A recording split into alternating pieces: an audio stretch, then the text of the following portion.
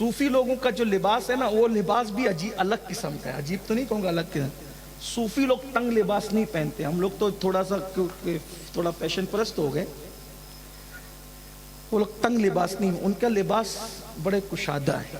صوفیوں کے یہاں ڈھیلے ڈھالے لباس. ہم لوگوں نے تنگ کیا تو آپ اس سے زیادہ تنگ کرنے لگے. اب تو جلدوں پہ ٹچ ہے لباس. بہرحال ہاں, اللہ خیر فرمائے. بہت چست لباس نہیں پہننا چاہیے. اتنا ڈھیلا بھی نہیں پہننا چاہیے کہ لوگوں کو شک ہو کہ آپ کسی اور کا پہن کر آئیں. صوفیوں کا ایک اپنا انداز ہے. لیکن اور ان کے آستین جو ہے نا وہ زیادہ چوڑی ہوتی تھی. صوفیہ کے یہاں اس طرح سے جو صوفیانہ لباس ہے, اب تو وہ دکھتا بھی نہیں. وہ میں بتاتا ہوں آپ کو کیسے ہوتا تھا.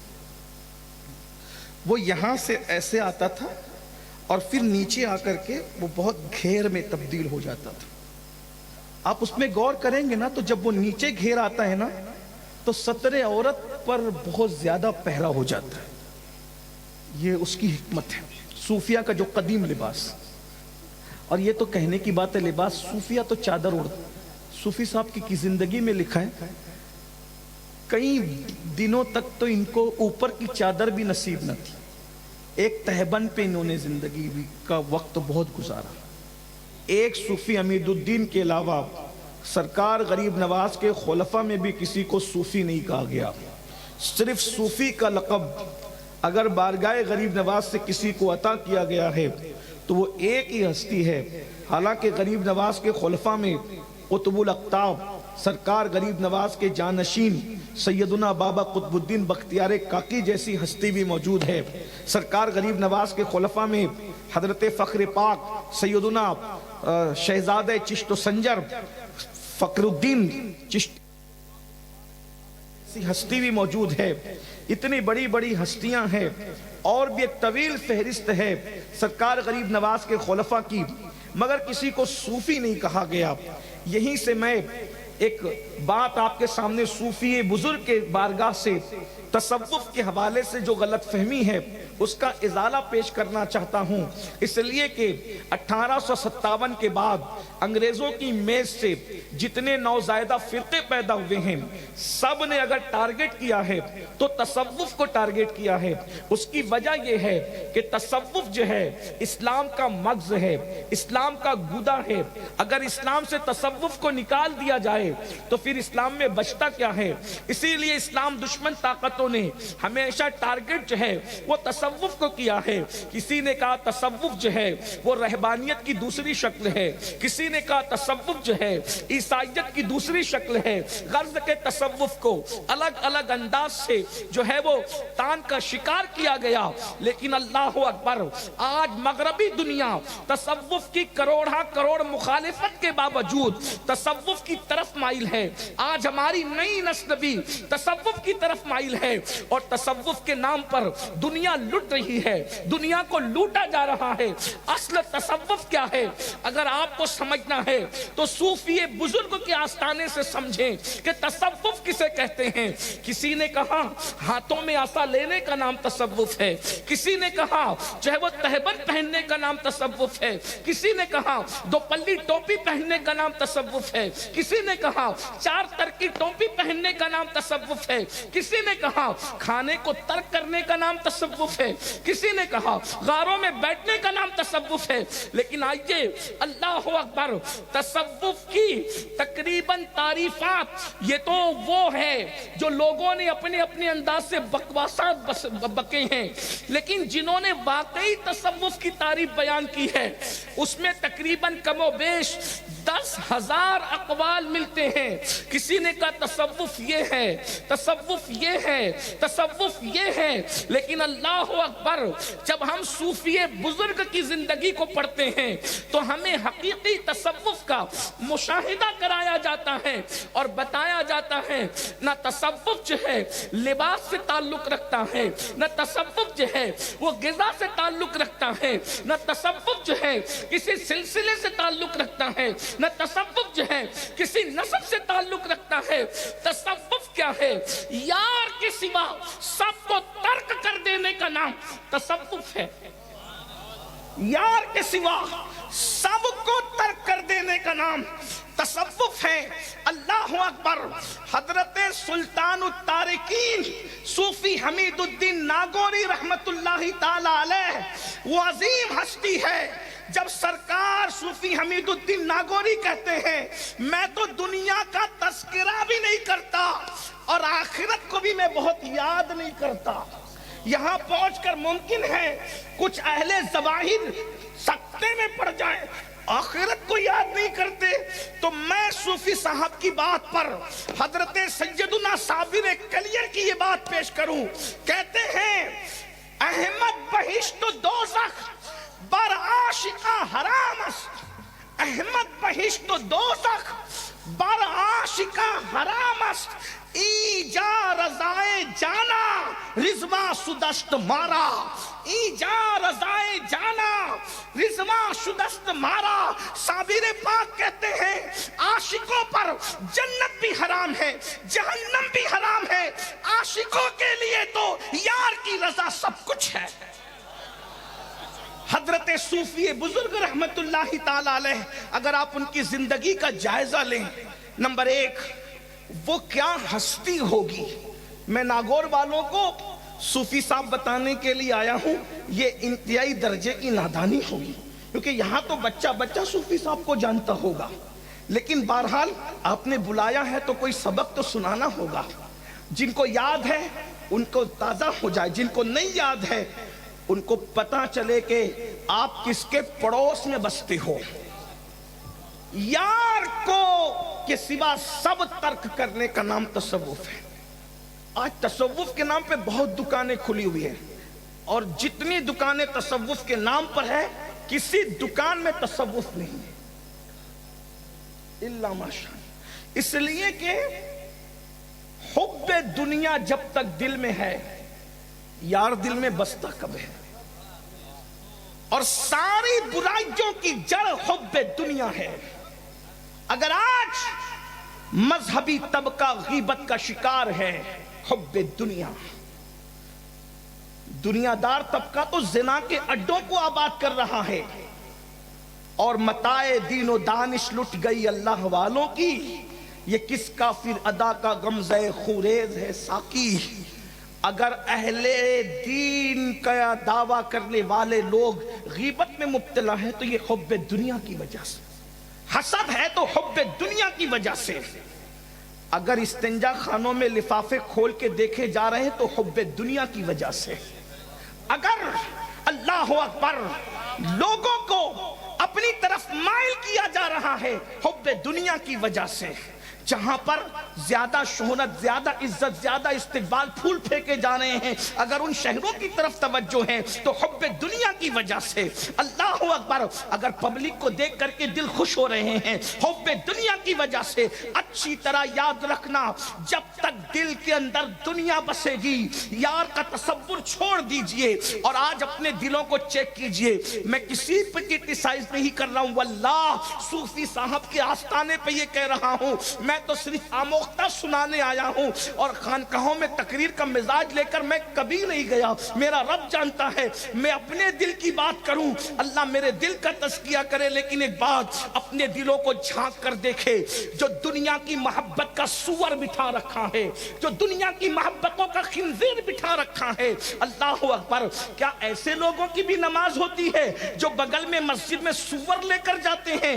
ارے نادان، جو بغل میں سور لے کر کے جائے اس کی نماز نہیں ہوتی، تو جو دل کے اندر دنیا کی محبت کا سور بٹھا کر کے جائے اس کی نمازوں کا کیا؟ اللہ اکبر۔ ابھی وقت رہا اور آپ سننے کے موڈ میں رہیں تو میں آپ کو عرض کروں گا، صوفی صاحب کو منوانا اتنا ہارڈ ہے، اتنا مشکل ہے۔ جب میں نے پہلی مرتبہ صوفی صاحب کی زندگی کو پڑھا تو میری آنکھیں دنگ رہ گئی، اور سلطان الہند سرکار غریب نواز کی زندگی میں گویا کہ میں میری روح وجد کرنے لگی.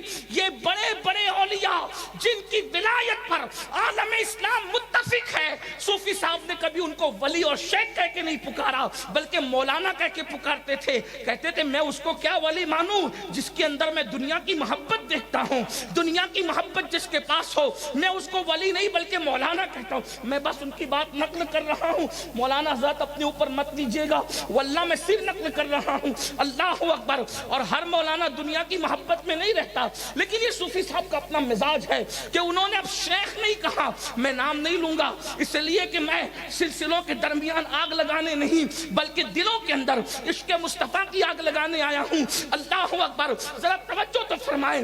جن کی ولایت پر عالم اسلام متفق ہے، صرف ان کے پاس مال ہونے کی وجہ سے صوفی صاحب نے ان کو ولی نہیں مانا بلکہ شیخ کہنے کی بجائے مولانا کہہ کے پکارا کرتے تھے. میں حیران ہوں سرکار شیخ الشیوخ شیخ شہاب الدین سہروردی رضی اللہ تعالیٰ جیسی ہستی جس کے بارے میں غوث پاک فرماتے ہیں کہ شہاب الدین سہروردی وہ ہیں کہ میرے بعد اب بغداد میں بلکہ عراق میں سب سے آخری جو بزرگ ہوا ہے، اب شہاب الدین کے بعد قیامت تک شہاب الدین جیسا ولی عراق کی سرزمین کبھی نہیں دیکھ سکتی. حضرت صوفی صاحب ان سے اتنا متاثر تھے کہ اپنے مریدوں کو کہتے تھے اگر کچھ پانا ہے تو عوارف المعارف کا مطالعہ کرو. شیخ شہاب الدین سہروردی کی کتاب پڑھنے کا، لیکن ان کے بہت سارے خلفاء کو کبھی انہوں نے ولی مانا ہی نہیں. جھگڑا ایک تھا، جھگڑے سے مراد یہ کہ اختلاف، یہ لڑائی. صوفی کبھی نہیں لڑتا. صوفی کی پہلی پہچان ہے وہ جھگڑا نہیں کرتا، کیونکہ صوفیوں کا قول ہے جھگڑا کتے کرتے ہیں انسان نہیں کرتے. جب تصوف آتا ہے تو جھگڑا جاتا ہے، اور جو جھگڑتے ہیں وہ سب کچھ ہو سکتے ہیں، صوفی نہیں ہو سکتے. اس لیے کہ صوفی کا کام جوڑنا ہوتا ہے، صوفی کا کام توڑنا نہیں ہوتا. جو توڑتے ہیں وہ کبھی صوفی نہیں ہوتے، یاد رکھنا. لیکن یہاں پر ان مسلک کو جوڑنے کی بات نہیں کر رہا ہوں جن کو جڑنے سے صلح کلیت جنم لیتی ہے، نہیں، ان کو نہیں، بلکہ دودھ میں دودھ کو ملانا یہ کمال ہے، لیکن دودھ میں پانی کو ملانا یہ چٹنگ بازی ہے. تو میں دودھ میں دودھ کو ملانے کی بات کر رہا ہوں، کیونکہ جب دودھ سے ملتا ہے تو پھر جو ہے وہ فیض عام ہوتا ہے، کثرت ہوتی ہے، لیکن دودھ میں پانی ملتا ہے تو چٹنگ ہوتی ہے. اس لیے میری بات کا مفہوم مخالف مراد مت لینا، ورنہ میرا مسلک تو 2 اور 2 + 4 کی طرح بالکل واضح ہے. دشمن احمد پہ شدت کیجئے، ملحدوں کی کیا مربت کیجئے، غیظ میں جل جائے بے دینوں کے دل، یا رسول اللہ کی کثرت کیجئے. شرک ٹھہرے جس میں تعظیم حبیب، اس برے مذہب پہ لعنت کیجئے چرچا انہی کا صبح و شام.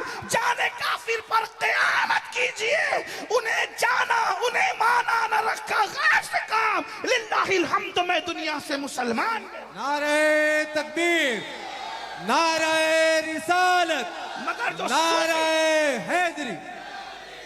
صوفی کبھی توڑنے کی بات نہیں کرتا صوفی. لیکن میں جب حضرت صوفی حمید الدین کی زندگی بہت پڑھا لکھا تو نہیں لیکن تھوڑا بہت پڑھا تو مجھے پتا چلا کہ جو اتنے بڑے بڑے کو ولی نہ مالے مولانا کہہ کے گزر جائے، جس نے غریب نواز کو اپنا مرشد مانا ہوگا، میرے مرشد غریب نواز تمہاری عظمتوں پہ قربان، جو لوگوں کو اپنا مرید نہ سمجھنے کے لیے تیار ہو، ایسے شخص نے جب آپ کو پیر مانا ہے تو مرشد واللہ پھر تمہاری عظمتوں کو کروڑوں سلام ہو. اللہ اکبر. غریب نواز کی ہستی کیا ہوگی جن کے غلاموں میں صوفی صاحب جیسے لوگ موجود ہیں. کیسا صوفی جس کی بیوی کو دوپٹہ نصیب نہ تھا. میں تو مخدومہ خدیجہ کو یہ کہنے پہ مجبور ہو گیا کہ اور عورتیں رابعہ پہ رشک کرتی ہے. جو میں نے خدیجہ مائی کی زندگی کو پڑھا تو میں اس نتیجے پہ پہنچا کہ اگر رابعہ حیات ہوتی تو خدیجہ مائی کی زندگی پہ رابعہ رشک کرتی. میں اپنے جملوں کا خود ذمہ دار ہوں واللہ. اس کی وجہ یہ ہے، ارے رابعہ بڑی صوفی اور کلندرہ تھی لیکن دوپٹہ تو موجود تھا، مگر مائی خدیجہ کے حال یہ ہے کہ انہوں نے خدا کی محبت میں بغیر دوپٹے کے، بلکہ یہ نہیں کہ کھلے سر رہی، دوپٹہ نہیں تھا پھر بھی اپنے فراق کے دامن کو دوپٹہ بنا کر ایک مرتبہ پھر جو ہے نفس یزید کو کچل کر کوفہ میں سیدہ زینب کی سنت کو از سر نو زندہ کر کے بتا دیا ہے کہ اگر رابعہ ہوتی تو خدیجہ کی زندگی پہ رشک کرتی نظر آتی۔ حضرت مائی خدیجہ کی عظمت کا عالم کیا ہے، اللہ اکبر۔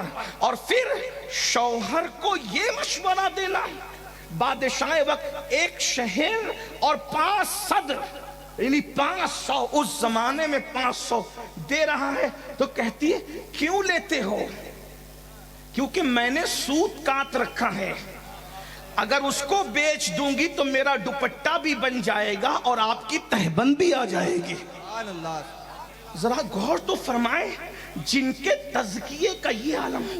حضرت صوفی بزرگ نے پوری زندگی میں کبھی کسی سے نظر قبول نہیں کی، کبھی نظر قبول نہیں کی، لیکن کچھ لوگوں کی قبول کی تو یہ کہہ کر کہ ڈر کو صوفی کا ذہن کہتے اگر ان کی نظر قبول نہ کروں تو دل ٹوٹنے کا خوف ہوتا ہے، دل نہ ٹوٹ جائے اس لیے کچھ لوگوں کی نظر کو قبول کرنا پڑتا ہے۔ یہ صوفی بزرگ کا مشن ہے۔ آئیے میں آپ کے سامنے حضرت صوفی بزرگ کی سرکار غریب نواز کسی کی اقتداء میں جلدی نماز نہیں پڑھتے تھے۔ غریب نواز جو امام الہند ہے قیامت تک، ہم اقبال کے امام الہند کے قائل نہیں ہیں، اقبال تمہاری عظمتیں اپنی جگہ ہے لیکن ہم آپ کے امام الہند کو امام الہند نہیں مانتے۔ ہمارا امام الہند تو وہ ہے جس نے 90 لاکھ کو ایمان کی دولت عطا ہے۔ سبحان اللہ۔ جو اقبال کو مانتے ہیں وہ برا نہ مانے۔ اقبال کے امام الہند اور ہمارے امام الہند میں فرق یہ ہے کہ اقبال کے امام الہند پر ابھی فیصلہ ہی نہیں ہو سکا کہ وہ صرف تخیلات میں ہے یا حقیقت بھی ہے، اور جو ہمارا امام الہند ہے وہ 90 لاکھ کو ایمان کی دولت عطا کرتا ہے۔ اللہ اکبر۔ ہمارا وہ امام الہند ہے جو اللہ اکبر کٹورے میں دریا کو سموتا نظر آتا ہے۔ ہمارا وہ امام الہند ہے جو اکیلا آتا ہے اور لاکھوں کے سینے میں عشق رسول کا چراغ روشن کر دیتا ہے۔ لیکن اللہ اکبر وہ امام الہند جملے پہ توجہ کریں، کاش صوفی بزرگ کی بارگاہ میں جملہ قبول ہو، میری نسلوں کو رسول اللہ کی وفا نصیب ہو جائے۔ اس جملے کے صدقے قیامت تک سرکار مدینہ نے جس کو امام الہند بنایا، سرکار غوث اعظم کے ہاتھوں سے بنایا، اس امام الہند نے نماز میں جس کو اپنا امام مانا ہو، اس صوفی بزرگ کی عظمت کو کس نام سے یاد کیا جائے؟ اللہ اکبر۔ اور صوفی بزرگ جس وقت اجمیر معلیٰ میں آگے کھڑے ہو کر غریب نواز پیچھے کھڑے ہوتے ہوں گے تو مسجد نبوی کا وہ منظر تازہ ہو جاتا ہوگا جب علی مرتضیٰ پیچھے کھڑے تھے اور فاروق اعظم امامت کے مصلی پر آگے کھڑے تھے۔ یہاں پیچھے علوی کھڑا ہے، وہاں پیچھے علی کھڑے تھے، یہاں آگے فاروقی کھڑا ہے اور وہاں فاروق اعظم آگے کھڑے تھے۔ پتہ چلا اللہ اکبر، علی نے فاروق کو امام مانا اور علوی نے فاروقی کو امام مان کر کے بتا دیا کہ ہم نرے اہل بیت والے نہیں ہیں، ہم تو علی والے بھی ہیں اور فاروق والے۔ سبحان اللہ، سبحان اللہ۔ نعرہ تکبیر، نعرہ رسالت، عظمت صوفی کانفرنس۔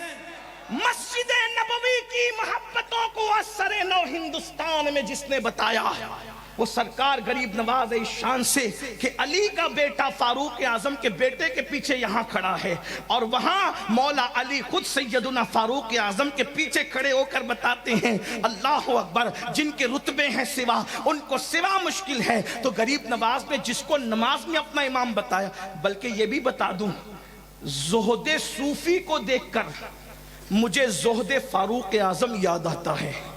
جس کے بیٹے کے زہد کا یہ عالم ہو اس کے بعد فاروق اعظم کے زہد کا عالم کیا ہوگا.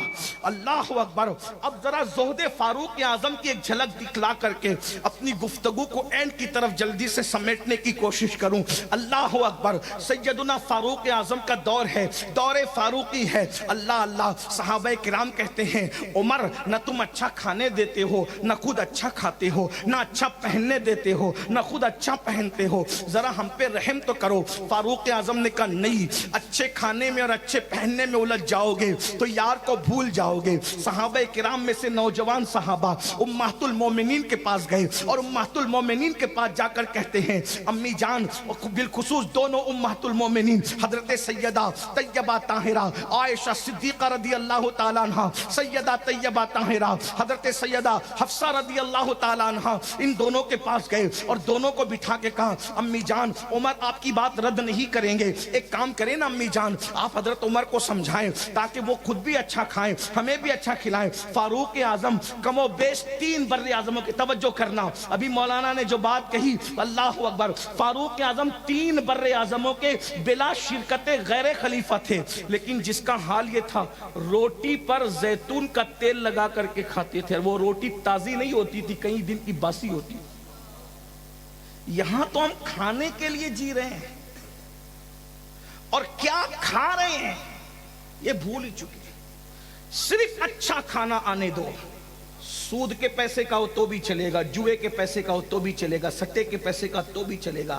حرام و حلال کی تمیز مٹ گئی.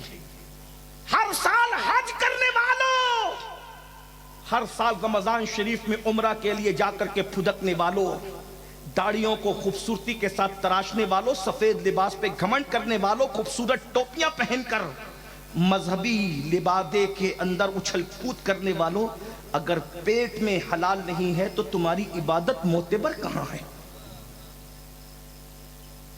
جس قوم کا لقمہ بگڑ جائے اس قوم کو کوئی اصلاح معاشرہ کی محفل سنوار نہیں سکتی. آج ہمارے لقمے بگڑ گئے. مذہب کا تو صرف نام ہے, مذہب ہے کہاں؟ مذہب کتابوں میں مقید ہے, مذہبی لوگ قبروں میں مقید ہے. یہاں تو نمائشیں ہو رہی ہے دین کے نام پر, دین کے نام پہ نمائشیں ہو رہی. اگر آج کسی کا بیٹا زنا کے اڈے پہ جا رہا ہے تو اس کو رونے سے پہلے سوچنا چاہیے کہ یہ جو حرام کے اڈے پہ میرا بیٹا گیا ہے تو قصور اس کا نہیں ہے, میں نے اپنے بیٹے کو کھلایا حرام تھا اس لیے حرام کے دروازے تک گیا. اگر لقمہ حلال کھلایا ہوتا تو ہمارے بچے زنا کے اڈوں پہ نہ جاتے, ہمارے بچے شراب کے اڈوں پہ نہ جاتے, ہمارے بچے جوؤں کے اڈوں پہ نہ جاتے. شادی میں ڈی جے نہیں لگائیں گے لیکن جوا ضرور کھیلیں گے. یہ کون سا تقوی ہے بابا؟ میں یہاں بابا اس لیے کہہ رہا ہوں کہ صوفی بزرگ کا تقیہ کلام تھا بابا, تو میں بھی کہہ دوں کہ بابا یہ کون سا تقوی ہے. صوفی صاحب لوگوں سے گفتگو کرتے تھے تو بابا کہے یہ بڑے عظیم لوگ ہیں, دعا میں بہت گڑ گڑاتے ہو, پیٹ میں حلال نہیں ہے. فلسطین کے لیے پوری امت دعا کرتے کرتے تھک رہی ہے. فلسطین کا مسئلہ حل کب ہو رہا ہے؟ حرم سے لے کے مسجد نبوی تک, مسجد نبوی سے لے کر کے جو ہے وہ دلی کی جامع مسجد تک, اور دلی کی جامع مسجد سے لے کے ہماری مسجد اور جلسوں تک ہم سب دعا کر رہے ہیں. مسئلہ حل کہاں ہو رہا ہے؟ وجہ کیونکہ پیٹ میں جو لقمے ہیں, دعا کرنے والے دعا میں گڑ گڑاتے تو ہیں لیکن پیٹ کے اندر جو حرام بھر رکھا ہے. اللہ کے رسول علیہ السلام فرماتے جن کے پیٹ میں حرام روزی ہے نہ ان کی دعا قبول ہوتی ہے نہ ان کی عبادت قبول ہوتی. ناگور شریف والوں, باشنی والوں, گرد و نواح سے آنے والوں, اگر اللہ والا بننا ہے تو پہلے اپنا لقمہ چیک کرو, اپنے دلوں کو چیک کرو. دلوں میں دنیا کی محبت بٹھا. سگے بھائی سے حسد ہے, یہ دنیا کی محبت نہیں. اپنے مسجد کے اماموں سے حسد ہے, یہ دنیا کی محبت نہیں. اپنے مرشد زادوں سے حسد ہے, یہ دنیا کی محبت نہیں ہے. دنیا میں جب تک کہ ڈوبے رہو گے, دنیا کی محبت ساری برائیوں کی جڑ ہے. ایک جملہ سن لیں, ایک صوفی نے کہا تھا سور کھانے اور شراب پینے سے اتنا نقصان نہیں ہوتا جتنا دنیا کی محبت سے نقصان ہوتا ہے. کیوں؟ اس لیے کہ سور کھانے اور شراب پینے والا اکیلا برباد ہوتا ہے اور دنیا سے محبت کرنے والا پوری قوم کو لے کر کے ڈوبتا ہے. دنیا کی اسلام یہ نہیں کہتا کہ دنیا چھوڑ دو، لا رہبانیت فی الدین، دین میں رہبانیت نہیں. یہ اسلام کہتا ہے دنیا میں رہ کر تارک دنیا بنو. دنیا میں رہ کر دنیا کو کس طرح، جیسے امام غزالی فرماتے ہیں کشتی اگر دریا میں ہے تو کامیاب ہے، لیکن دریا کشتی میں آ جائے تو کشتی ڈوب جائے گی. ایسے تم دنیا میں رہو، دنیا تمہارے اندر نہیں رہنا چاہیے. جیب میں کتنا ہی رہے، دل میں نہ رہے. صدیق اکبر دعا کرتے تھے امت کا سب سے پہلا صوفی، امت کا سب سے بڑا صوفی، اللہ اکبر، امت کو تصوف کی خیرات عطا کرنے والا، افضل البشر بعد الانبیاء بالتحقیق سیدنا ابو بکر صدیق کی دعا تھی مال دے، مال کی محبت نہ دے، عزت دے، عزت کی محبت نہ دے، شہرت دے، شہرت کی محبت نہ دے. مولا سب دے لیکن اس کی محبت نہ دے. سب رہے مگر دل میں تیری یاد باقی رہے، دل میں تیری محبت رہے. اللہ اکبر. سیدنا صدیق اسی لیے تو پورا مال دے دیا، پورا مال دے دیا اور ٹاٹ پہن لیا، اس لیے کہ خردرہ لباس یہ صوفیوں کی پہچان ہے. جس نے یار کی محبت میں سب سے پہلے ٹاٹ اور گدڑی پہنا ہے اس صوفی کو صدیق اکبر کہتے ہیں. یہ سب انہی کی نقل کر رہے ہیں، انہی کے رشتے پہ چل رہے ہیں. تو میں عرض کرنے لگا تھا کیا دنیا کی محبت سے کنارہ کش ہوئے. سرکار غریب نواز نے ان کو اپنا امام بنایا، امام پر، اور فرماتے تھے کہ معین الدین اور حمید الدین الگ نہیں ہیں. کیا جملہ ہے! فنائیت کا درجہ کیا تھا صوفی بزرگ کا. فرماتے تھے کہ معین الدین اور حمید الدین الگ نہیں ہے. یہ فنائیت تھی حضرت صوفی بزرگ کے پاس. ایک مرتبہ دلی بلاوا آیا. اب بات ایک دو بات میں بات سمیٹ لوں گا کیونکہ مجھے سفر کے لیے جانا. ایک مرتبہ دلی بلاوا آیا. ایک بڑا مسئلہ تھا. مسئلہ یہ تھا کہ ایک بزرگ نے دوسرے بزرگ پر حسد کی وجہ سے الزام لگایا. اب نام تو دونوں بزرگ کا نہیں لوں گا کیونکہ میرے لیے تو دونوں ہی بزرگ ہیں. جن کو تحقیق کرنا ہے تو پھر وہ کتابیں دیکھ لیں تو دونوں کے نام پر. ویسے میری قوم کو ناموں کا تجسس بہت ہے. کام چل جائے بھائی، نام چھوڑو، کچھ ہم اپنی اصلاح کر رہے ہیں. وہ دونوں بزرگ تو کامیاب ہو گئے، ان کا بیڑا پار ہو گیا، اپنا معاملہ بھی ہے. تو ایک بزرگ نے حسد کی وجہ، پتہ چلا کہ حسد اتنی بری چیز ہے کہ بزرگوں کو بھی بزرگوں پہ الزام لگانے پہ مجبور کر دیتی ہے. اسی لیے سرکار غوث پاک اپنے خطبات میں حسد اور تکبر پہ بہت گفتگو کرتے تھے. کہتے تھے شیطان کا گھر جس نے ویران کیا ہے اسے حسد کہتے ہیں.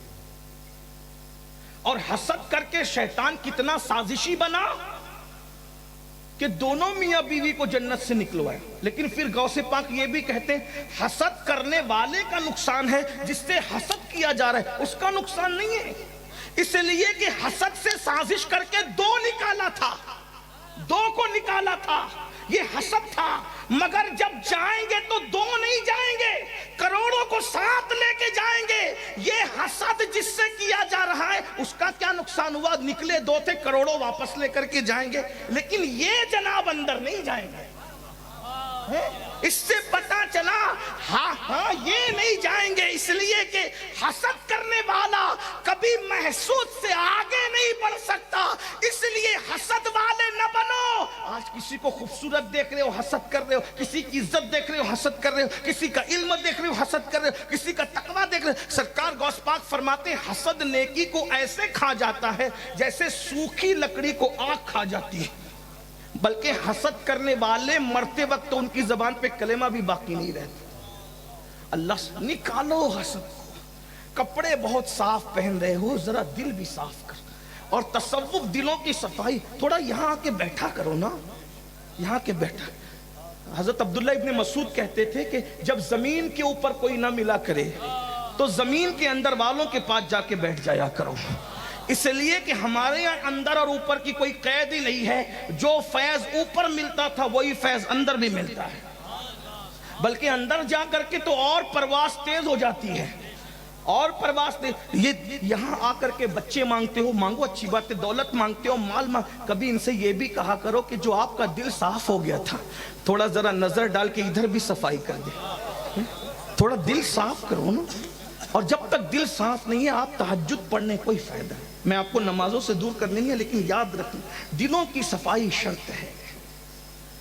حضرت صوفی صحابی کا قول ہے، کہتے ہیں بغیر وضو نماز نہیں ہوتی، اصل وضو تو دل کی صفائی کا نام ہے، اصل وضو دل کی صفائی کا نام ہے، اصل غسل دل کے تزکیے کا نام ہے۔ پوری محنت صوفیہ نے، بہرحال تو ایک بزرگ نے ایک بزرگ پہ الزام لگایا، بادشاہ وقت نے دو بزرگوں کو بلایا، وہی فیصلہ تم دونوں آ کے کرو۔ بادشاہ شمس الدین التمش کا نام سنا، انہوں نے بلایا دلی، دونوں بزرگ، اب دونوں کا نام نہیں لیتا لیکن ایک میں صوفی صاحب بھی تھے، نام بھی لیتا ہوں کیونکہ یہ فیصلہ کرنے آئے تھے، نہ الزام لگانے والوں میں تھے نہ الزام لگنے والوں میں تھے، لیکن ان کا نام لیتا ہوں۔ ایک تھے حضرت ہمارے بزرگ حضرت صوفی حمید الدین ناگور، دوسرے بزرگ تھے حضرت شیخ بہائے ملت و دین حضرت سیدی بہاؤالدین زکریا ملتانی۔ ہاں، یہ ڈائریکٹ خلیفہ ہیں شیخ الشیوخ شیخ شہاب الدین عمر سہروردی کے۔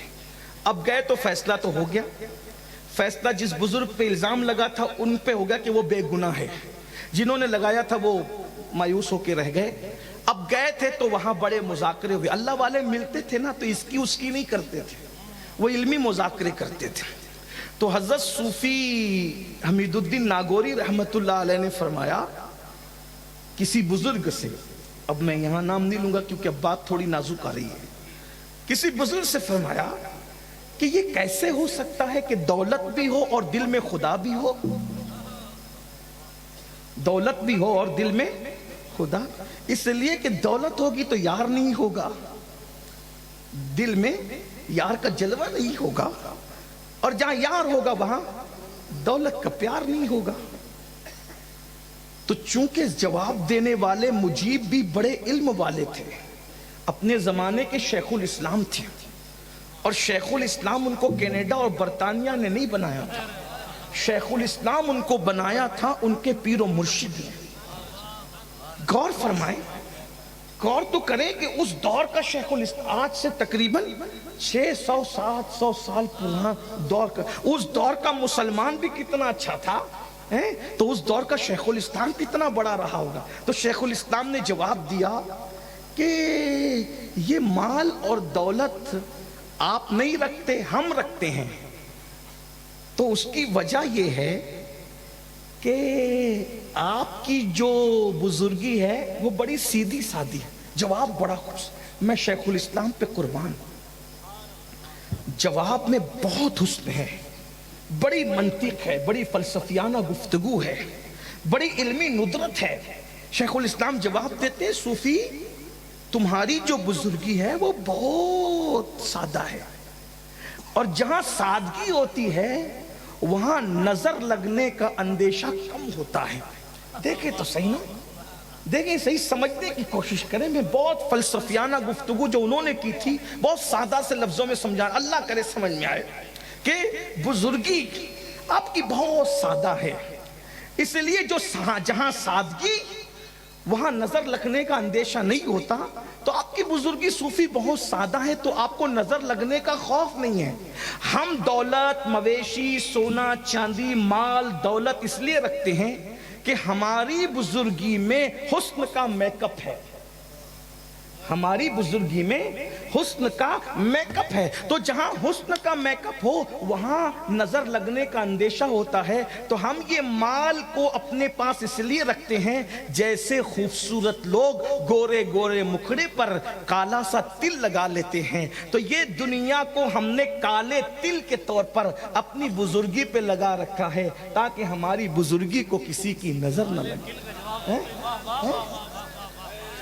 جواب تو دیکھیں نا، اس لیے میری گزارش ہے زیادہ عبادت کرنے والوں کو ولی مت کہو، یہ منصب اپنا نہیں ہے۔ وہ نیک تو ہو سکتا ہے مگر ولی ہر آدمی کے ہاتھ میں مصلی تسبیح مصلی دیکھ کے نئی دل کی کیفیت آپ کیا جانو. حسن زن نیک ہے، اللہ والا اچھا ہے، لیکن ولی کہنے کا فیصلہ آپ نے کبھی اپنے ہاتھ میں نہیں لینا. آج کل تو ہر بندہ ولی بنا ہے. میں کیا کہوں، چھوٹے منہ سے بڑی بات ہوگی، لیکن یہ سارے خرافات آپ کر رہے ہو. قبرستانوں میں چلم پینے والے بھی تمہارے یہاں ولی ہے.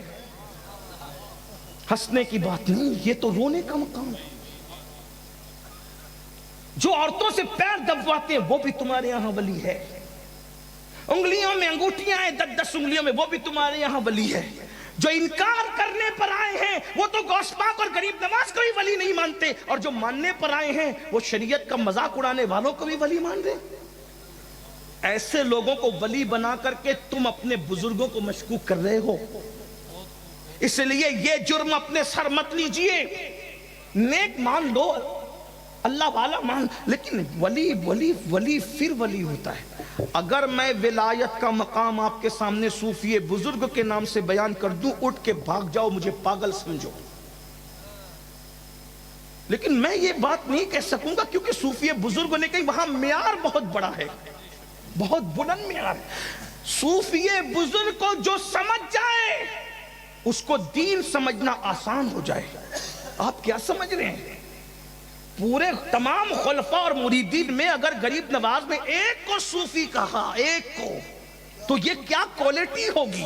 جس کو اپنا امام بنایا کیا کوالٹی ہوگی؟ اللہ اکبر. جس نے آخری عمر میں سر پہ امامہ رکھنا بھی ترک کر دیا، کیا کوالٹی ہوگی؟ آخری عمر میں ننگے سر رہتے تھے. لوگوں نے پوچھا ننگے سر رہنے کی وجہ، اس کو دلیل نہ بنانا کیونکہ تم صوفی نہیں ہو. ورنہ پتا چلا کہ خان صاحب کی طرح بال رکھو گے اور کہیں گے صوفی صاحب تو ننگے سر رہتے تھے. تو صوفی صاحب ننگے سر رہتے تھے، تو خان صاحب کے طریقے پہ بال رکھ رہے. صوفی صاحب کے طریقے پہ رکھ. جب پتا چلے صوفی صاحب نے تو سب چھوڑ دیا تھا. صوفی صاحب نے تو دنیا میں رہ کے لوگوں کو دیکھ کے رونا آتا تھا. صوفی صاحب نے چھوڑا کیا کیا تھا؟ یہاں تو آپ کے پاس صرف تو گوشت کی روایت ہے کہ گوشت کھانا چھوڑ دیتا. صوفی صاحب نے سب کو چھوڑ دیا.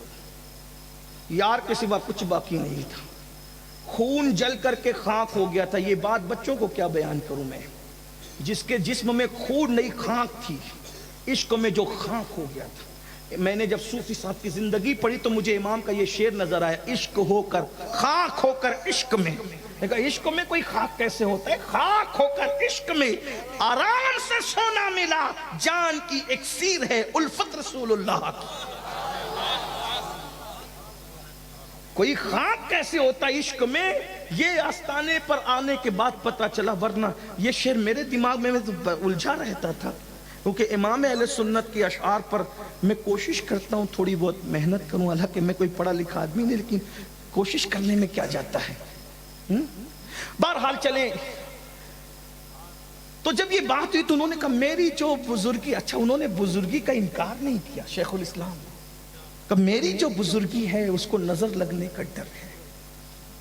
اور اس کے بعد ایک جواب اور دیا. صوفی صاحب چپ سے سنتے رہے. کہا اس جواب میں چٹکی تھی.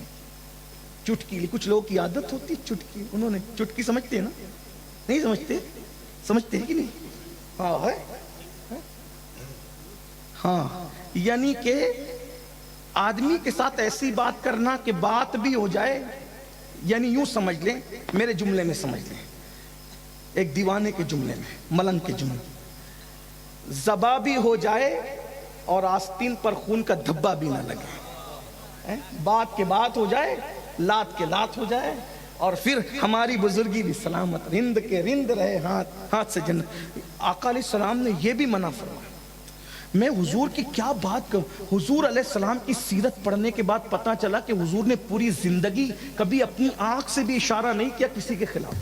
آنکھ سے بھی حضور نے اشارہ، ہم آنکھوں سے اشارہ کرتے ہیں نا، حضور نے کبھی آنکھ سے بھی اشارہ نہیں کیا. تصوف یہ ہے. اور ہم تو لوگوں کے دل چھلنی کر دیتے ہیں ہنستے ہنستے. جب بھی ملتے ہیں نیا زخم عطا کر دیتے ہیں. ہنستے ہنستے رشتہ داروں کے دل چھلنی کرتے ہیں. ہنستے ہنستے اپنے ملنے والوں کے دل. نہیں، نیت تو خدا دیکھ رہا ہے. بہرحال شیخ الاسلام نے چٹکی لی. اگر شیخ الاسلام کا پتہ چل جائے تو مجھے گالی مت دیجیے گا، میں صرف نقل کر رہا ہوں. یہاں میں غائب شیخ الاسلام کا ذکر ہوں جو میرے واللہ میرے بزرگ ہیں، اور وہ سلسلہ سہروردیہ میں میرے مرشد بھی ہیں، لیکن کروں کیا؟ جو لکھا ہے وہ تو بولنا پڑے گا نا. میرے مرشد ہے، اور یہ بھی میرے مرشد ہے سلسلہ چشتیہ میں. کرم تو یہ ہے کہ مرید قادری سلسلے میں ہیں، چشتی، نقشبندی، سہروردی، رفاعی سلاسلوں کی خلافت نے ان بزرگوں کی غلامی کا کلادہ گلے میں ڈال رکھا ہے، اور یہ ہمارے نصیب کی بہت بلندی ہے کہ ایسوں کے در سے وابستہ. ہم تو یہی کہتے ہیں کوئی رسوا بھی اگر مجھ کو کہے گا تو یوں ہی، ہاں وہی نا وہ گدا بند ہے رسوا تیرا. ہماری رسوائیوں کا نام بھی انہی کے حوالے سے ہوگا انشاءاللہ. بہرحال جلدی جلدی تو انہوں نے چٹکی لی، جواب میں بڑی چٹکیوں کے سوال میں بہت زیادہ سختی تھی تو چٹکی تو لی. انہوں نے کہا ایسا ہے صوفی ایسا ہے کہ یہ سونا چاندی مال و دولت سانپ ہے، سانپ وہ نہ پالا کرے، سانپ وہ نہ پالا کرے جس کو منتر نہیں آتا. جو منتر جانتے ہیں ان کو سانپ پالنے میں خطرہ کیا ہے؟ ہاں، سانپ وہ نہ پالا کرے جسے منتر نہیں آتا. ارے جو منتر جانتا ہے اسے سانپ پالنے میں خطرہ کیا ہے؟ اللہ اکبر. پھر صوفی کا جواب، اب دونوں کا جواب سنیں. کہتے ہیں شیخ الاسلام جی آخر وہ کام ہی کیوں کرے کہ جس پر منتر یاد کرنا پڑے؟ وہ کام ہی کیوں کرے کہ جس پہ منتر یاد کرنا پڑے؟ بھئی کیا ضروری ہے منتر یاد کرنے کی؟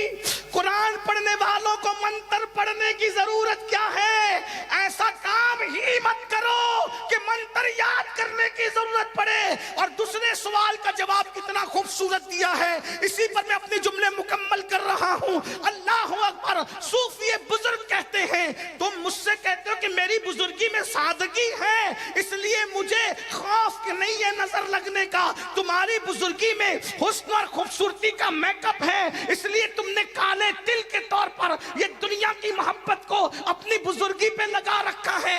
پھر کہا شیخ الاسلام جی آپ کی بزرگی زیادہ خوبصورت ہے یا مدینے والے کی بزرگی زیادہ خوبصورت ہے؟ کس کے اندر حسن زیادہ ہے؟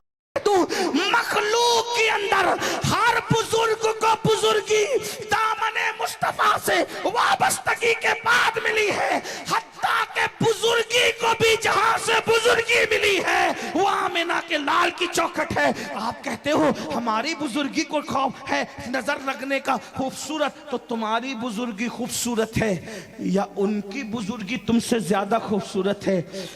جب وہاں پیٹ پہ پتھر ہے تو یہاں دولت کیوں ہے؟ جب وہاں بغیر سلا ہوا لباس ہے تو یہاں دولت کا انبار کیوں ہے؟ اور کہتے ہیں تم اپنی بزرگی پر دنیا کی محبت کا تل لگاتے ہو، اور وہ جہاں سے بزرگی فیض پاتی ہے وہ کہتے ہیں الفقر فخری. محدثین کے نزدیک یہ حدیث ثابت نہیں ہے، معذرت چاہتا ہوں، لیکن صوفیہ کے نزدیک یہ حدیث ثابت ہے. کیونکہ اہل علم، کیونکہ میرے پیچھے جو ہے وہ دارالعلوم بھی ہے، دارالفتاء بھی ہے، صوفیہ بھی ہے، تو یہ محدثین کے نزدیک، کیونکہ محدثین جو ہے حدیث لینے کا ان کے یہاں پر ایک قانون ہے، اور وہ اس قانون پر جو بات آتی ہے وہی لیتے ہیں، جو نہیں آتی نہیں لیتے. وہ لوگ اس نے اس سے کہا، اس نے اس سے کہا، اس نے اس سے کہا، بس بات اسی پر آتی ہے. لیکن صوفیہ کے یہاں حدیث لینے کا محدثین کے علاوہ ایک طریقہ اور ہے کہ وہ ڈائریکٹ صاحب حدیث سے پوچھ لیتے ہیں آپ نے یہ کہا ہے کہ نہیں کہا ہے. اس لیے بہت ساری روایتیں محدثین کی کتاب میں نہیں ہے، لیکن بہت ساری روایتیں صوفیہ کی کتاب میں ہے. اس لیے میں کوئی مناظرے کا دروازہ کھولنے نہیں آیا. الفقر و فخری کشف المحجوب میں بھی ہے، قوت القلوب میں بھی ہے، اسی کے ساتھ غریب نواز کے یہاں بھی ہے، صوفی پاک کے یہاں بھی ہے. بہرحال انہوں نے کیا کہا پتہ ہے کیا کہا کہ آپ تل لگاتے ہو، وہاں تل کی ضرورت نہیں، ان سے زیادہ خوبصورتی ہے. جو کہتے ہیں الفقر و فخری، حالت کیا وہاں؟ ایک دن صرف 2 درہم گھر میں بچے رہ گئے، نیند نہیں آ رہی، نیند نہیں آ رہی، حضور کو نیند نہیں آ رہی. جو ہر بے چین دل کا چین ہے اس کو آج بے قراری ہے. ہمارے پاس دولت نہ ہو تو ہم بے چین رہتے ہیں، اور وہاں دولت ہے تو بے چین. وہ بھی کتنے؟ 2 درہم ہے. کروٹ بدلتے کہتے ہیں عائشہ گھر میں کچھ ہے؟ کہاں 2 درہم ہے۔ کہا نکال کے صدقہ کر دو، میں اس حالت میں اللہ سے ملنا نہیں چاہتا کہ میرے پاس 2 درہم۔ اور دنیا نے دیکھا پوری کائنات کو تقسیم کرنے والے رسول کا جس دن وصال ہوا، اس دن رسول اللہ کی ذرا ایک یہودی کے گھر میں جو ہے وہ رکھی ہوئی تھی۔ اللہ اکبر، وہ بھی کس عالم میں رکھی ہوئی تھی جس کو گروی رکھنا کہتے ہیں۔ گروی رکھی، کیوں رکھی تھی؟ اپنے لیے نہیں، کسی سائل کا سوال پورا کرنے کے لیے رسول اللہ کی ذرا ایک یہودی کے یہاں گروی رکھی ہوئی تھی۔ عثمان غنی جیسا شخص جس کا داماد ہو، ابو بکر صدیق جیسی ہستی جس کا غلام ہو، ایسے بڑے بڑے لوگ، اس کے باوجود بھی رسول اللہ کے فقر کا یہ عالم ہے، کائنات کو عطا کر رہے ہیں، اور خود کے گھر کی کیفیت کیا ہے۔ اللہ اکبر۔ تو بہرحال میں بات آگے بڑھانے سے پہلے پھر بات سمیٹ لوں تو امہات المومنین کو صحابہ کرام نے کہا کہ آپ فاروق اعظم کے پاس چلے اور ان کو منا لے کہ اچھا کھاؤ، اچھا کھانے دو، اچھا پہنو، اچھا پہننے دو تھوڑا۔ یہ امہات المومنین آئیں اور فاروق اعظم سے کہا لوگوں کی خواہش ہے کہ اچھا کھانے دو اور اچھا کھاؤ، اچھا پہنو اور اچھا پہننے دو۔ تب فاروق اعظم نے دونوں کو بٹھا کے کہا کیا اتنی جلدی آپ لوگ بھول گئی حضور کی سیرت کو؟ کیا تمہیں نہیں پتا کہ رسول اللہ کے دسترخوان پر 2 سالن ایک ساتھ جمع نہیں ہوا؟ سرکہ ہوتا تھا تو سالن نہیں ہوتا تھا، اور سالن ہوتا تھا تو سرکہ نہیں ہوتا تھا۔ اور حضور علیہ السلام کے گھر میں کیا کبھی گیہوں کی روٹی تم لوگوں نے چپاتی دیکھی؟ حضور اس حالت میں زندگی گزارے اور آپ مجھے مشورہ دینے کے لیے آئیے کہ میں مسلمانوں پہ فراوانی کر دوں۔ دونوں امہات المومنین اتنا روئی کہ ان کے دوپٹے بھیگ گئے۔ وہ آئی تھی فاروق اعظم کو منانے کے لیے اور زود فاروق اعظم ان پر متاثر ہو کے رہ گیا۔ یہی حال ہے صوفی بزرگ کا۔ جب شیخ الاسلام نے یہ کہا کہ ہماری بزرگی پر دل رکھ دیا ہے ہم نے دنیا کی محبت کا، تو صوفی بزرگ کہتے ہیں کیا رسول اللہ سے زیادہ خوبصورت ہے؟ وہ گئے تھے صوفی کو متاثر کرنے، اور صوفی بزرگ نے ان کی بزرگی کو یوں متاثر کیا، فرمایا جس کے پاس دولت ہو میں اس کو ولی نہیں مانتا، میں آپ کو مولانا تو کہوں گا لیکن شیخ اور ولی نہیں کہوں گا۔ جب اس نتیجے پر میں پہنچا تو میں نے کہا یا اللہ، جو اتنے بڑے شیخ الشیوخ کے خلیفہ کو ولی ماننے کے لیے تیار نہیں، اگر امین القادری اس دور میں ہوتا تو پتہ نہیں یہ مجھے مسلمان بھی تسلیم کرتے کہ نہیں کرتے۔ آپ کہاں ہیں بھائی؟ جب صوفی، اب جملے کو پورا کرنے، جب صوفی بزرگ کے سامنے اپنا اسلام مکمل پیش نہیں کر سکتے تو قیامت کے دن خدائے وحدہ لا شریک کے سامنے اپنا ایمان کیا ثابت کرو گے؟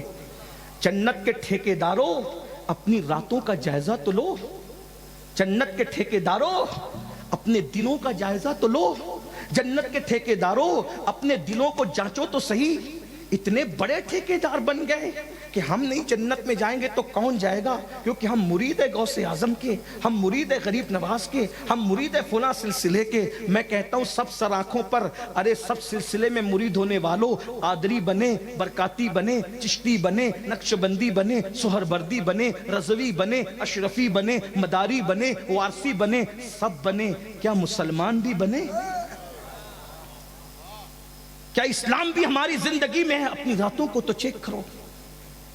حضور علیہ الصلوۃ والتسلیم ارشاد فرما رہے ہیں، قوت القلوب میں صاحب قوت القلوب شیخ ابو طالب مکی رحمت اللہ علیہ حدیث لائے ہیں، تھوڑی دیر ذرا تصوف کی، حالانکہ تصوف مائک پہ بیان نہیں ہونا چاہیے کیونکہ لوگ نہیں مانیں گے، مجھے پتا ہے، اور اتنی باریکی نہ میں عمل کر سکوں گا نہ آپ عمل کر سکیں گے، بس جو کر سکتے ہیں بس اتنی بات کی جائے۔ لیکن چونکہ صوفی کا ذکر تھا، تصوف کے بغیر چارہ نہیں تھا، اس لیے میں نے کہہ دیا، بلکہ یوں کہہ دوں کہ کے جی والوں کے سامنے پی ایچ ڈی کی باتیں کر گیا ہوں، تو اتنا کہہ کر کے گزرنا چاہتا ہوں کہ بک گیا ہوں جنوں میں کیا کیا، کچھ نہ سمجھے خدا کرے کوئی، ورنہ آئندہ سال کے لیے نور میاں سے لوگ کہیں گے کس پاگل کو بلایا تھا، ایسی باتیں کر گیا۔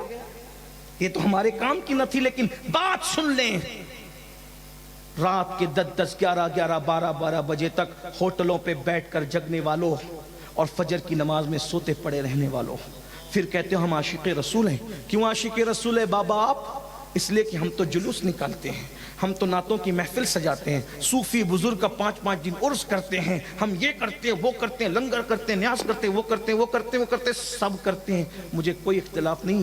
صاحب قوت القلوب شیخ ابو طالب مکی حدیث لائے ہیں، اللہ کے رسول نے ارشاد فرمایا، میری بات نہیں، میری کوئی اوقات ہی نہیں، میں آپ سے تو بہت چھوٹا، آپ کی جوتیاں سیدھی کرنے والا، آپ کا خادم، آپ مجھ سے بہتر عاشق رسول ہو، لیکن اپنے نبی کا فرمان سن لو، کہیں قیامت کے دن تمہیں پچھتانا نہ پڑے، قیامت کے دن تمہیں پچھتانا نہ پڑے۔ عشق مصطفیٰ کے دعوے دارو، اللہ کے سچے رسول نے دنیا میں اعلان کیا کہ جو مجھ سے عشق کا دعویٰ کرتا ہے اور پوری رات سوتا رہتا ہے، میں محمد اعلان کرتا ہوں کہ وہ جھوٹا ہے، جھوٹا، وہ میرا عاشق نہیں ہو سکتا جو پوری رات سوتا ہے۔ عاشق کی نشانی یہ ہے، وہ رات بھر سو نہیں سکتا، وہ راتوں کو اٹھ کے درود پڑھے گا، وہ راتوں کو اٹھ کو قیام اللیل کرے گا، وہ راتوں کو اٹھ کر قرآن پڑھے گا، وہ راتوں کو اٹھ کے محبوب کے لیے آہو بکا کرے گا، وہ راتوں کو محبوب کے لیے گریہ وزاری کرے گا۔ آقا فرماتے ہیں جو رات بھر سو جائے وہ میرا عاشق نہیں ہو سکتا، اگر سو جائے تو عاشق نہیں ہو سکتا۔ جو راتوں کو نرم گدوں پر لیٹ کر زنا کی فلمیں دیکھیں وہ کیسے عاشق ہو سکتا ہے؟ جو کانوں میں ایئر فون لگا کر کے گانے سنے وہ عاشق کیسے ہو سکتا ہے؟ میں یہ نہیں کہہ رہا ہوں ناگور والوں بانسری والوں کہ تم عاشق نہیں ہو، میں تو محبوب کی بات نقل کر رہا ہوں، میرا کام تو صرف نقل کرنے کا ہے، اور میں تو تم سے بھی زیادہ گرا پڑا ہوں۔ سوچو، اللہ اکبر، جو صرف سو جائے، سونا کیا گناہ تھا بھائی، سونا کیا گناہ تھا، سونا کیا گناہ تھا، لیکن آقا فرما رہے ہیں جو پوری رات سوتا ہے، میں محمد اعلان کرتا ہوں روحی فدا صلی اللہ علیہ وآلہ وسلم، آقا فرماتے ہیں محمد الرسول اللہ کا اعلان ہے، جو پوری رات سوتا ہے وہ عشق مصطفیٰ میں جھوٹا ہے، جھوٹا کذاب ہے، وہ کذاب جھوٹا ہے، اس لیے کہ عشق ہوگا راتوں کو درود پڑھے گا، سلام پڑھے گا، عبادت کرے گا، گریہ کرے گا۔ میں سوچتا ہوں جو رات کو سو جائے وہ عاشق نہیں ہے حضور کے یہاں، جو فجر میں بھی نہ اٹھے وہ کیسا عاشق ہے، مسجدوں کو ویران کرنے والا کیسا عاشق ہے۔ یاد رکھنا، اللہ اکبر، اپنی آپ سے، اپنی زبان سے، اپنی آپ کو کچھ بھی کہنے والوں، اللہ اکبر، جس کو رسول اللہ جھوٹا کہہ دے، اب میں اس کو عاشق کیسے مان لوں؟ نعت خانوں پہ چاہے کتنا لٹا دو، قوالوں پہ کتنا لٹا دو، علماء پہ کتنا لٹا دو، پیروں پہ کتنا لٹا دو، لیکن جان ایمان تو کہہ رہے ہیں اگر تو پوری رات سو رہا ہے تو تو جھوٹا ہے، عاشق نہیں ہے۔ لیکن میں تو حیران ہوں، یا رسول اللہ، سونے والا عاشق نہیں ہو سکتا، اسے تو راتوں کو رونا چاہیے، اسے تو اپنی راتیں یاد ہے، اپنی راتیں یاد ہے، دوستوں سے ملتے ہو تو غیبت کرتے ہو، کسی کے خلاف سازش کرتے ہو، وائی فائی لگا کر کے، اللہ اکبر، آدھی رات تک کے زنا کی فلمیں، اللہ اکبر، موبائلوں پر ڈیجیٹل دنیا کے اندر جوا کھیلنے والوں، قیامت کے دن اگر حضور کا سامنا ہوگا، میں تو سوچ رہا ہوں نائب رسول، اولاد فاروق اعظم، صوفی باصفا، صوفی حمید الدین، تاریخ دنیا و عقبہ، سیدنا صوفی حمید الدین کے سامنے جب اپنا ایمان اور عشق رسول ثابت کرنا آسان نہیں تو آمینہ کے لال کا سامنا ہوگا، اللہ اکبر، حضور کے سامنے حاضری ہوگی، اور حاضری کے بعد جب رسول اللہ کا سامنا ہوگا، میری قوم تو نعرے لگاتی ہے حضور کا سامنا ہوگا تو کتنا مزہ آئے گا، لیکن عاشق لوگ کہہ رہے ہیں ارے کیا مزہ آئے گا، ان سے آنکھیں چار ہوگی، اور اللہ نہ کرے وہ کہیں منافق، او دجال، مجھ سے عشق کا دعویٰ کرتا تھا اور ہیرو کی تصویر تیرے موبائل کے اسکرین پر لگی رہتی تھی، تو جوے کا دھندا کرتا تھا، تو شراب کا دھندا کرتا تھا، تو رات کے 3 بجے تک زنا کی فلمیں دیکھتا تھا، گندی پکچریں دیکھتا تھا، میرے بھائی بتانا تیرا کیا بنے گا؟ ارے صحابی رسول اگر مسجد سے اونچی عمارت بنا لے تو نبی ان کے سلام کا جواب نہیں دیتے اور بلکہ چہرہ پھیر لیتے، ہے کہ نہیں ہے؟ تم ہم صحابی سے بڑے ہو گئے، کس بلا کی میں سے ہے سرشار ہم، دن ڈھلا ہوتے نہیں ہوشیار ہم۔ عشق بچوں کا کھیل ہے، تصوف بچوں کا کھیل ہے، کیا ہے؟ شاہ نیاز بے نیاز نے بڑی شان بے نیازی سے کہا تھا، بلحوث پاؤں نہ رکھیو اس راہ کے بیچ، کوچے عشق ہے یہ رہ گزر عام نہیں۔ عشق کرنے کے لیے اویس جیسا بننا پڑتا ہے، عشق کرنے کے لیے خالد بن ولید جیسا بننا پڑتا ہے، عشق کرنے کے لیے بلال جیسا بننا پڑتا ہے، عشق کرنے کے لیے صدیق جیسا بننا پڑتا ہے۔ صدیق اکبر کے عشق کا حال یہ ہے کہ گھر جاتے ہیں تو دل پکڑ کے بیٹھتے ہیں، حتیٰ کہ دل سے دھواں نکلتا ہے، لوگ کو کیا پتہ ہے عشق، ارے دل سے بھی دھوئیں نکلے ہیں، اسی لیے تو تو بریلی کے قلندر نے کہا تھا کہ دل بھی دھوئیں والا ہوتا ہے، دل بھی دھونی رماتا ہے۔ امام احمد رضا کے مسلک کا نعرہ لگانے والوں، کبھی فکر رضا تو سمجھا ہوتا، فکر رضا تو سمجھ لیا ہوتا۔ کہتے اے دل یہ سلگنا کیا، جلنا ہے تو جل بھی اٹھ، اے دل یہ سلگنا کیا، جلنا ہے تو جل بھی اٹھ۔ دم گھٹنے لگا ظالم کیا دھونی رمائی ہے۔ یہ صوفیہ کہتے ہیں جب دل میں عشق آتا ہے تو کسی سے دشمنی بھی ختم ہو جاتی ہے، کیونکہ دشمن کو بھی تو اس اعتبار سے دل میں رکھنا پڑتا ہے نا کہ اس کی یاد ہے۔ کہا جس کے پاس عشق آتا ہے، عشق کو دوئی نہیں چاہتا، وہ کہتا ہے مجھے اب کسی سے دشمنی بھی نہ رہے۔ رابعہ بصری کی طرح سرکار رابعہ بصری سے اور تو بہت عبادت کرتی ہے، حق ہو کرتی ہے، جنگل و بیابان کو آباد کرتی ہے، شیطان کو تجھے کتنا ستاتا ہوگا۔ مسکرا کے کہتی ہے یار کی عشق سے فرصت نہیں، دشمن کی طرف توجہ کرنے کے لیے وقت لاؤں کہاں سے؟ ذرا غور تو کریں، عشق اس منزل پہ پہنچا۔ میری گزارش ہے اگر واقعی ولیوں کے نقش قدم پہ رہنا ہے، تھوڑا نکلیے ذرا دنیا کی محبت سے، نفس پرستی سے نکلیے، غرور سے نکلیے، گھمنڈ سے نکلیے۔ آخری بات کے طور پہ کہوں، تصوف کیا ہے؟ تصوف، صوفی کے چوکھٹ بیٹھے ہو، تصوف سن لو۔ تصوف یہ ہے کہ کسی کتے اور بلی کا بھی دل نہ دکھے۔ اسی لیے تو میں کہتا ہوں لوگوں کو تصوف کی ضرورت۔ تصوف اصل دین ہے۔ اللہ کے رسول نے فرمایا الاحسان، احسان کی تشریح ہوئی تو تصوف وجود پایا کہ ان تعبد اللہ کأنک تری فإن لم تکن تری فإنہ یراک۔ جب عبادت کرتے اس شان سے کر کہ تو اسے دیکھ رہا ہے، اور یہ کیفیت نہ بنے وہ تجھے دیکھ رہا ہے، وہ تو دیکھ ہی رہا ہے۔ یعنی صوفی کا نظریہ یہ ہے کہ ہر وقت میں یار کی نظر میں ہوں۔ لوگ سمجھتے ہیں کہ اس سے مراد نماز ہے، لوگ ترجمہ بھی کرتے ہیں کہ نماز اس طرح پڑھا کہ تو اس کو دیکھ رہا ہے، اور وہ آگے کی پھر پوری تفسیر۔ لیکن حضور نے صلاۃ کا لفظ استعمال نہیں کیا۔ ان تعبد اللہ، عبادت کر اس طرح۔ اور عبادت کا مفہوم جو وہ پوری زندگی پہ سمیٹا۔ جگر کو سمجھ میں آ گیا، ہمیں کو سمجھ میں۔ جگر کہتے ہیں محو تسبیح ہی تو سب ہے مگر ادراک کہاں، محو تسبیح ہی تو سب ہے مگر ادراک کہاں، زندگی خود ہی عبادت ہے مگر ہوش نہیں۔ پوری زندگی عبادت ہے، تو زندگی کے ہر لمحے میں یار کا وہ دیکھ رہا ہے، وہ تو دیکھ ہی رہا۔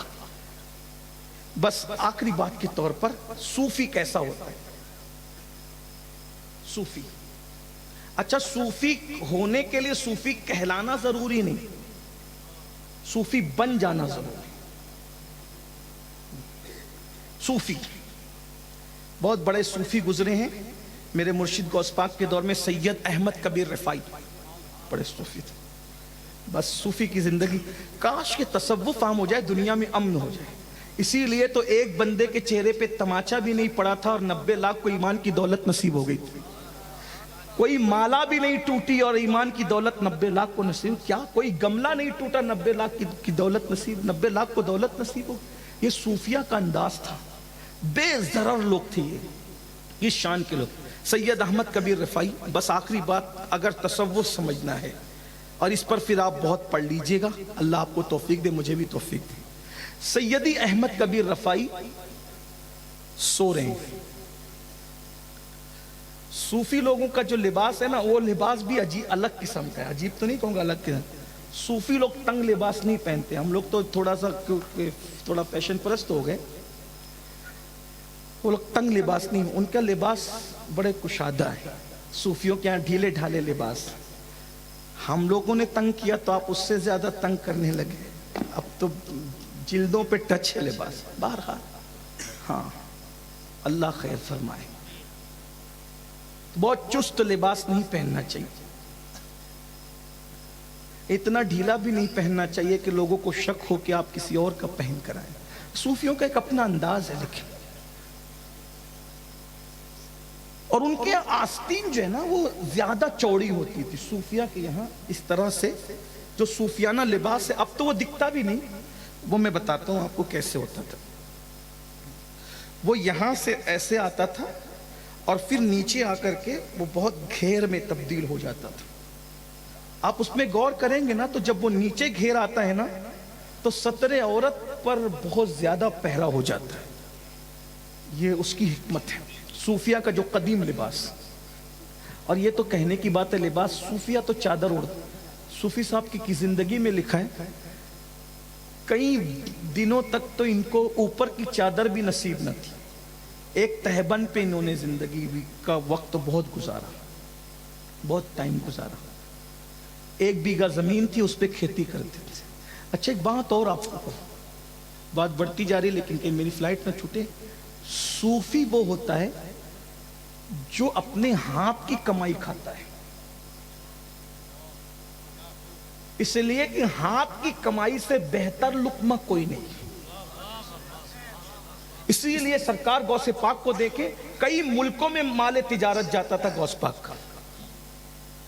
یہ صوفی لوگ, ہم تو دوسروں کا اڑا اڑا کھائے جا رہے ہیں. میں تو کہتا ہوں شاید ہم لوگ کبھی صوفی بن ہی نہیں پائیں گے, لیکن اگر ان لوگ کی نظر پڑ گئی تو شاید کچھ کام بن جائے. ہاں یہ لفافوں پر پلنے کا تصور ابھی 150-200 سال سے آیا ہے, ورنہ جو صوفی ہوتا تھا وہ لینے والا نہیں بلکہ دینے والا ہوتا. لوٹنے والے تو اب مسند پر ہے, لٹانے والے ہمیشہ رہے. یہ بات یاد رکھ. اب اللہ کی قسم اٹھا کے کہہ رہا ہوں میری نظر میں کوئی بندہ ٹارگٹ پہ نہیں ہے. میں جنرل بات کر رہا ہوں آپ کو سدھارنے کے لیے اور اپنے آپ کو سدھارنے کے لیے بس.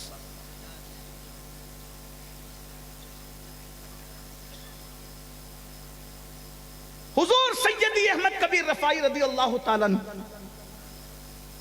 آنکھ لگ گئی. وہ چوڑی چوڑی آستی, وہ اس طرح سے ادھر سے تنگ ہو کر کے ایسے کھلتی تھی آستی, بڑی آستی, آستین چوڑی ہوتی تھی صوفیہ کی. آپ سو رہے تھے, اس آستین پر بلی سر رکھ کر سو گئی. دیکھیے یہ صوفیہ ہے. اگر مدرسے میں تصوف آ جائے اور خانقاہوں میں مدرسہ چلا جائے تو ہمارے اچھے دن لوٹ آئیں گے. ہمارے اچھے دن پارلیمنٹ سے لوٹ کر کے نہیں آئیں گے. ہمارے اچھے دن خانقاہ اور درسگاہ کے مجمع البحرین سے لوٹ کر کے آئیں گے, جس میں حمید الدین جیسا فاضل بھی ہوگا اور حمید الدین صوفی بھی ہوگا. تمہیں پتہ ہے کتنے بڑے فاضل ہیں کہ ناگور شریف کی سرزمین پہ بیٹھ کے علم حدیث کا درس دیتے. ایک صاحب آگے کہا مجھے تصوف پڑھاؤ, تو کہا علم حدیث پڑھانے میں اتنا بیزی ہو گیا ہوں کہ ابھی مجھے تصوف کا درس دینے کا ٹائم نہیں. اور ایک بات یہ بھی بتا دوں, کیا راز کی بات کہی. پہلی بات تصوف کا درس ہوتا ہی نہیں ہے, اس لیے کہ تصوف قال کا نام نہیں ہے, تصوف حال کا نام ہے. جب کوئی اس قدر دل والا ہو جاتا ہے تو اس کے دل میں انڈیلا جاتا ہے تصوف. تصوف پڑھنے کی چیز نہیں ہے, یہ تو یوٹیوب پر بیٹھ کر کے تصوف کا درس ہو رہا ہے. وہ تو یوٹیوب کی بات ہی نہیں ہے, اور یوٹیوب کی بات نہیں ہے. ابو ہریرہ جیسا کہتا ہے کہ مجھے 2 علم دیے گئے, ایک کی تبلیغ کرتا ہوں, دوسرا بتا دوں تو گردن پہ تلوار آئے گی. تو جہاں ابو ہریرہ مدرس نہیں بنتے وہاں یہ یوٹیوب والے کب سے مدرس بن گئے تصوف کے. یہ تو حال ہے بھائی. اور آپ لوگ بھی یہ یوٹیوب پر جو ہے وہ یہ پڑھ کر کے ایسا ہو, یہ پڑھ کے ایسا ہو, گڑبڑ نہ کرو. ابھی سچے مسلمان بن جاؤ, دروازے خود ہی کھل جائیں گے. والذین جاہدوا فینا لنہدینہم سبلنا. جو اللہ کی راہ میں کوشش کرتے ہیں اللہ ان کے لیے راستے پیدا کر دیتا ہے.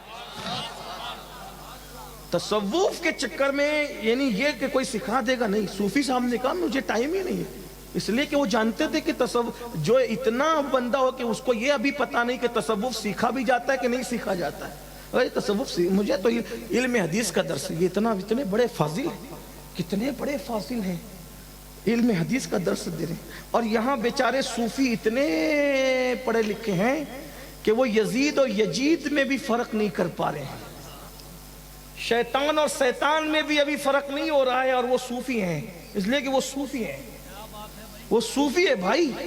اور یہاں صوفی دیکھو, اتنا بڑا ہندوستان کا سب سے بڑا صوفی جو علم حدیث کا درس دے رہا ہے اور درس تصوف دینے سے منع کر رہا ہے. چلیں اگر آئی گئے تو سن لیجئے. حضرت سیدی احمد کبیر رفاعی کی آستین پر بلی سو گئی. رات کا آخری پہر تھا, تہجد کے بعد آنکھ لگ گئی. صوفی صاحب حضرت احمد کبیر رفاعی سرکار کی اذان ہوئی تو آنکھ کھلی، تہجد پڑھ کے لیٹے تھے، آنکھ کھلی تو دیکھا بلی سو رہی ہے۔ اب دیکھنا صوفی کی سوچ، صوفی اسے کہتے ہیں، صوفی کی سوچ کہ یار اگر اٹھ کے جاتا ہوں تو اس کی نیند خراب ہوتی، بلی کی نیند خراب ہوتی ہے، اور فجر نہیں پڑھوں تو یار ناراض ہوتا۔ حضرت خواجہ نصیر الدین چراغ دہلوی کہتے ہیں کہ 70 سال غار میں بیٹھ کر کے عبادت کا جو ثواب نہیں ملتا وہ فجر کی صرف 2 رکعت سنت پڑھنے میں ملتا ہے۔ جب فجر کی 2 سنت کا یہ حال ہے تو فجر کی 2 فرض کا حال کیا ہو؟ آپ کہاں غاروں میں خدا کو تلاش کر رہے ہیں؟ خدا تو شریعت مصطفیٰ پر چلنے والوں کو ملتا ہے۔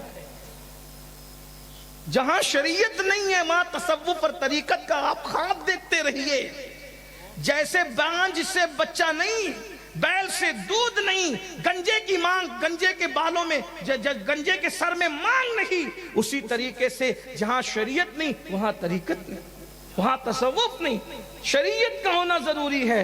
حضرت سیدی احمد کبیر رفاعی کہتے ہیں، اب سوچ لیں بلی کی نیند، اور بلی کی نیند خراب ہونے کا خیال ہے صوفی کو، اور یہاں تو ڈی جے بج رہا، دھام دھوم دھمال ہے، بچے اس امتحان کی تیاری کر رہے ہوں گے، کوئی خیال نہیں، کوئی بیمار کرا رہا ہوگا، کوئی خیال نہیں۔ ارے بیماروں کی نیند کا خیال کرتے ہوئے رسول اللہ نے زور سے قرآن پڑھنے کی اجازت نہیں دی رات کو۔